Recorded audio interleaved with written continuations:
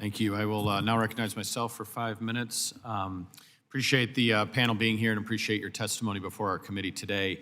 Mr. Daniels in particular wanted to appreciate your work and the work of your air traffic controllers and the job that you do keeping us safe. I spent time flying aircraft in the Army, worked on one side of that equation, and always appreciated the air traffic controllers that kept us safe and kept us in the right direction to keep our airspace absolutely as safe as possible.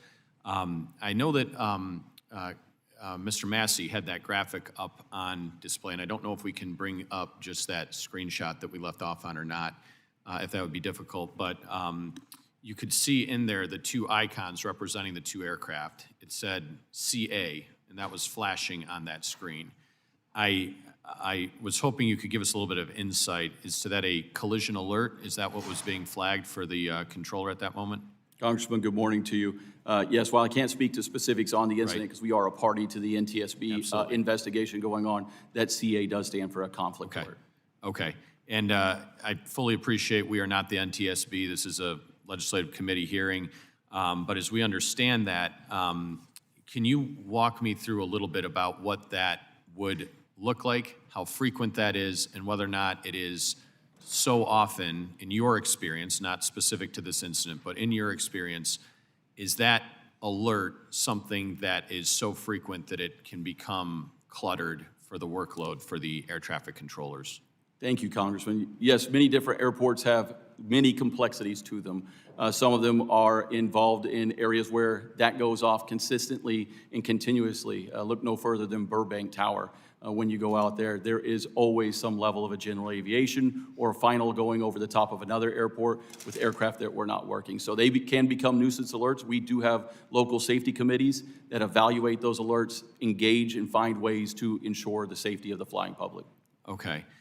Thank you. This next generation effort that is underway right now, would that lead to less, I don't want to call them erroneous alerts, but less nuisance alerts and more actual alerts that might draw the attention of air traffic control in more urgent fashion?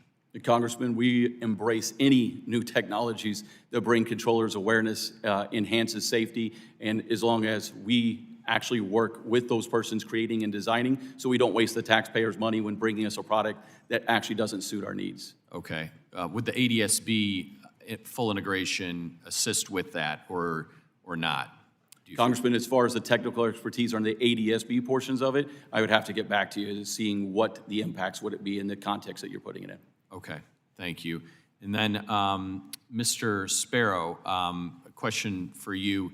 Can you walk us through a little bit of the TCAS system, how that works? And I know it's cockpit to cockpit and, maybe the safety track record on that and some of what that has involved.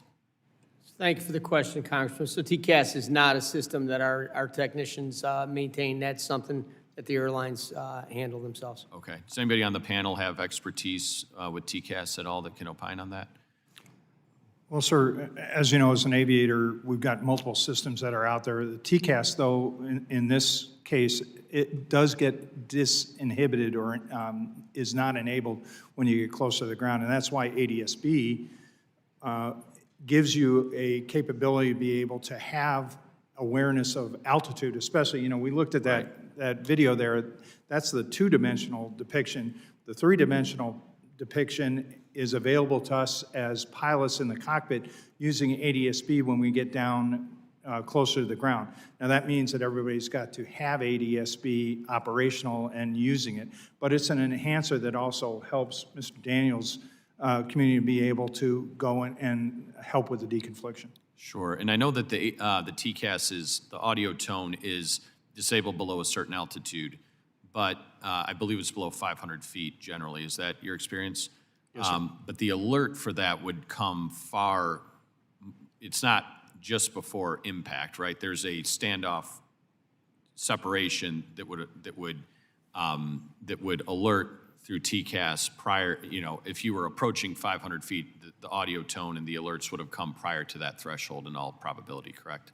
Yes, sir, and it gives you commands to be able to go and do the actual maneuver of the aircraft to deconflict.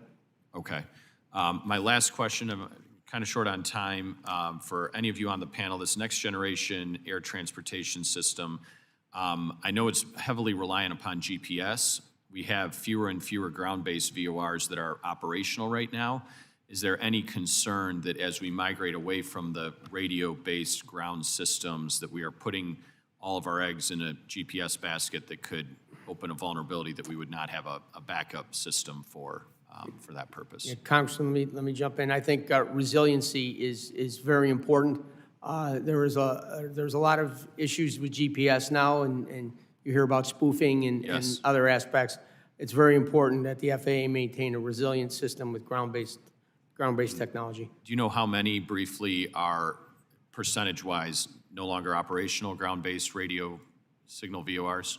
So there was a VOR, they called it the VOR MON program a few years ago, that they began to phase out a number of them.